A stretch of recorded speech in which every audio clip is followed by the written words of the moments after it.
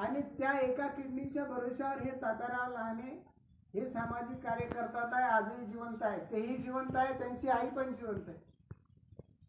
आपण विलासराव देशमुखांचं नाव ऐकलं असेल. विलासराव देशमुखांचं लिव्हर खराब झाले त्यावेळेस हा अमित देशमुख जो आज हिरो आहे त्यानं असं सांगितलं होतं की मी माझं एक लिव्हर द्यायला तयार आहे किंवा लिव्हरचा पार्ट द्यायला तयार आहे. पण त्यापूर्वीच विलासरावांचं निधन झालं होतं. हा भाग ईश्वरानं आपल्याला बरंच काही दिलं आणि ते दोन दिलं, डबल स्पेअर मध्ये दिलं.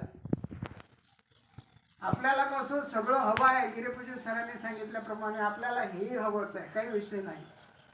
पण या निमित्तानं आपण हाही विचार करायला पाहिजे की मी काय करू शकतो.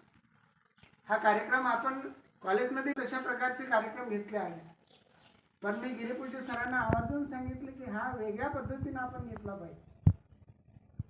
जे सोपानजी आहे या सोपानजींच्या घरी आपण गेलं पाहिजे, त्यांच्या गावात आपण गेलो पाहिजे.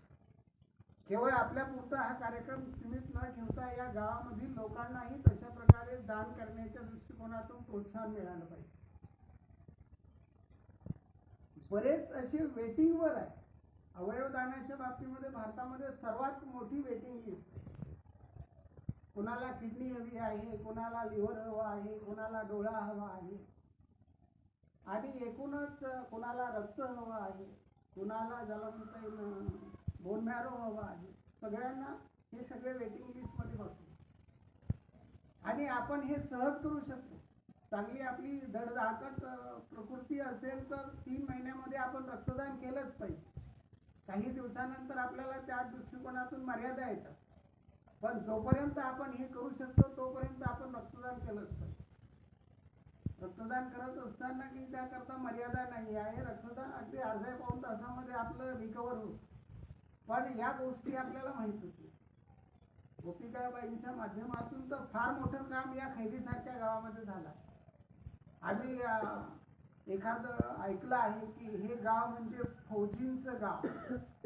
हे गाव म्हणजे फौजींचं गाव. साताऱ्याकडे एक गाव आहे जे फौजीचं गाव आहे. प्रत्येक घरामधून काय आहे, कोणीतरी फौजी. मनीषाताईंनी हे सांगितलं आहे की या निमित्तानं आपल्या भंडारा जिल्ह्यातील लोकांना प्रेरणा मिळाली पाहिजे.